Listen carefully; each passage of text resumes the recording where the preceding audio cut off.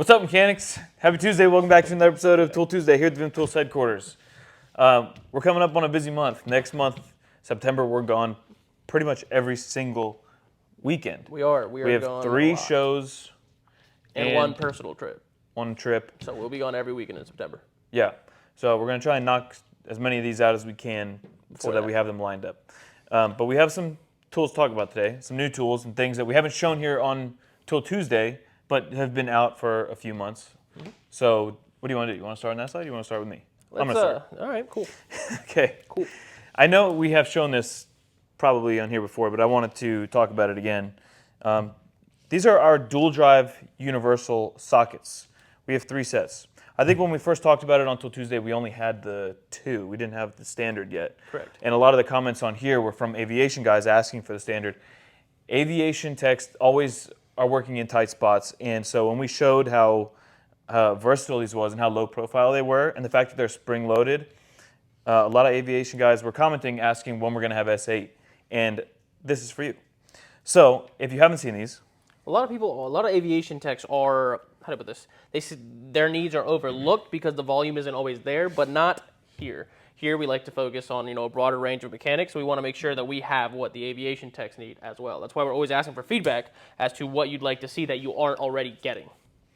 so if you haven't seen these are dual drive universal sockets, meaning there's an 11 millimeter hex around the bottom of the socket, along with a 1/4 square drive also on the bottom. So you can use it with a ratchet or with a wrench.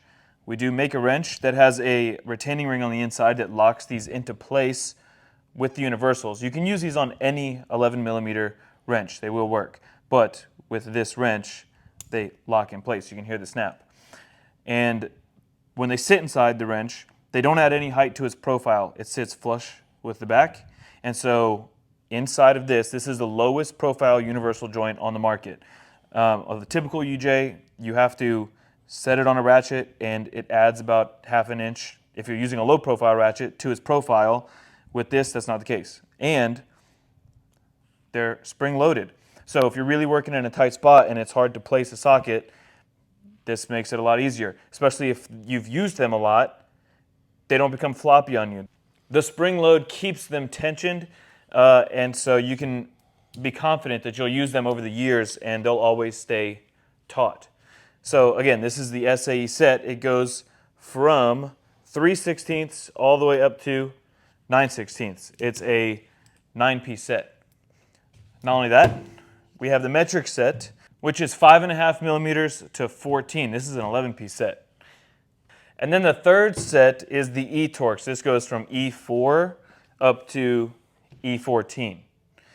So the 3 dual drive sets, along with the dual drive capable ratcheting wrench. This is an indexing flex head, fixed on one end, ratcheting on the other. So if you need a little more torque to break something loose, you can use the fixed end and then switch over to the ratcheting end to run it out or run it in, whatever is most useful for you. And they're all spring loaded.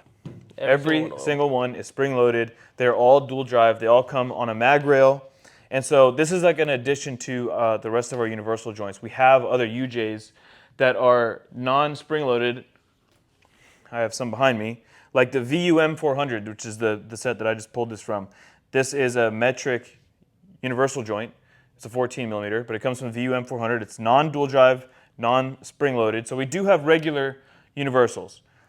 This is the higher end of that line. There's a premium and an economy level because there are different price ranges. So for those of you who want to invest a little bit more, for the product that does a little bit more, you got that. For those of you who don't, you also have the original version. And for all the dealers that are so used to the UJet 400, we did update that set, so now it's UJet S 400. Same as the VUM.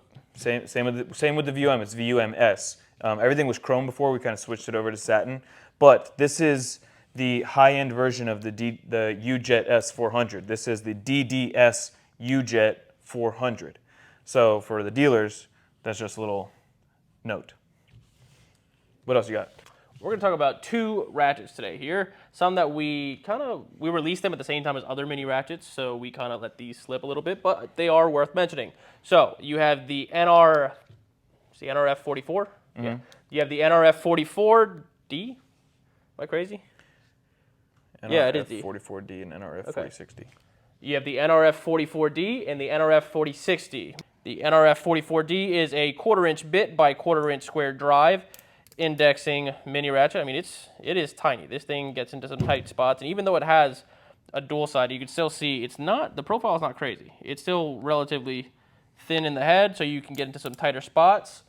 Obviously, you can use bits on one end, boop, and then you can use sockets on the other. And even when you're in a tight spot, if you don't have anywhere to sweep, you could still run a bit out with that. Not that you would use it like that. You wouldn't, but you could still. It is no longer low profile.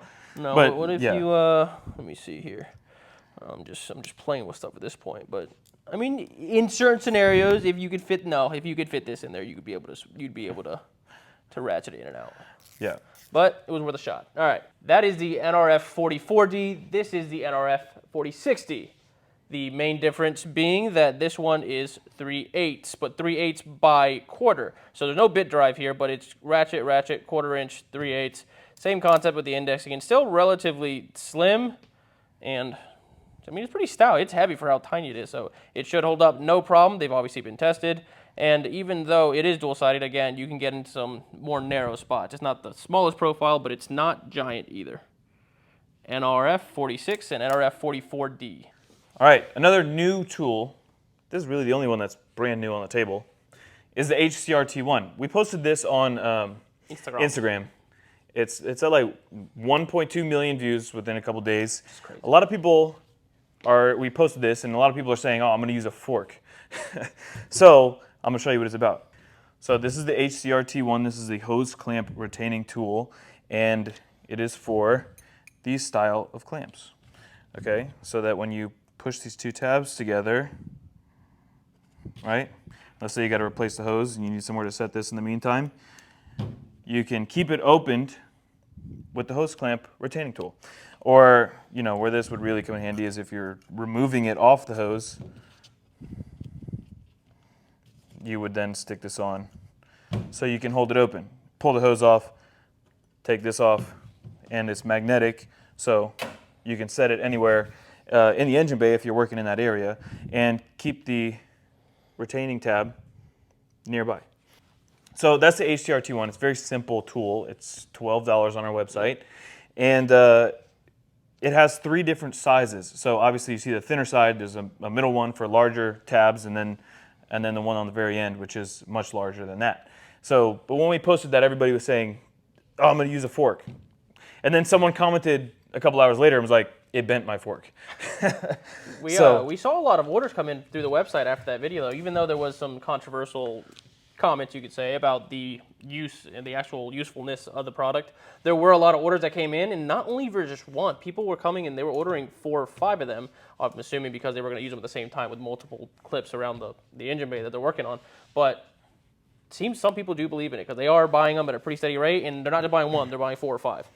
Look, don't take the comment section. If you are somebody who posts on Instagram or you're like an influencer yourself, the comment section is basically useless. It means nothing. Let's say you get 1 million views. There may be 10 comments, people hating. And then there's 20,000 people that liked it, shared it, whatever. So, you know, the comment section you take with a grain of salt. You also got to consider the negatives are what people tend to want to go out of their way to talk about. When there's a positive, a lot of people would rather, cool, like, on to the next. They don't think about it too much. When it's something like, oh, this is stupid, they're going to go out of their way to make sure everyone sees what they got to say about it. It's just that is how the human nature is, and I don't fully understand it, but that is what we've come to find out. But for you dealers, this is something that tends to garner some attention, so definitely get it on the truck. It has. And they're moving. All right, we have 2 more items. We're going to zip through them. I know you guys have been hearing us jab on for a little bit now. The SBP1 is a bearing packer. I want to know how many of you still manually pack. I know there's not as many people out there that are still manually packing bearings like they were, 20, 30 years ago, because we would have been all billionaires if this would have came out back then. Billionaires. But there are still tons of trailers that need their bearings packed manually, and I think this is a good item for it, so I want to know your opinion. This is the SBP1. The SBP1 stands for Screw-On Bearing Packer. Now, you can see that thread right there in the middle is actually how you pack that bearing. So you're no longer putting this on a vise or stepping on it, try to pack that bearing correctly. You can screw it on, and that screw is thick enough to give you enough torque with this little handle here to actually correctly pack that bearing. At the top here, you can see the grease fitting. It makes it super simple to actually fill this thing with grease. And then on the bottom here, can you see that, Michael? That hole right there on that thread, that is where the grease comes out, so you can easily get the grease to come up through these holes and pack your bearings efficiently. No more palming grease like this. And the amount of time it takes to take these things off, take this out, clean it, palm your grease in there. Also, people makes it a lot don't easier. do it correctly anymore. It makes it a lot easier to do it correctly than what you see nowadays. Most people don't know how to or don't care to pack them correctly when they have to pack them, so they're just real lazy with it. And then Yeah, or just spread it with your fingers. and then it's not correctly packed and there's not correctly greased. So that is the SBP1, the screw-on bearing packer from Vim. Last product is this bad boy right here. This is the V233. Relatively simple, but we don't talk about it enough, even though we have sold a lot of them, both under our name and a private label customer that I'm sure you've seen out there. V233. So this is a body clip plier, and what's cool about it is that these blades are indexing. So now you no longer need multiple angle pliers because this will allow you to get really any angle that you need to. No more 45 or 90 degree pliers. You got everything and everything in between right here. V233. Okay, so what was that, like 6 products, 7 products? Yep, they did. We have a lot of products to catch up on Tool Tuesday. We were out for a while, took a little break from the TT episodes, but we got a lot of stuff coming new. We have a lot of stuff that we got to catch up on from the last 6 months. So for the next few episodes, you'll be seeing a lot of products on this table. Oh yeah. So thank you guys for tuning in today, and we'll see you next week.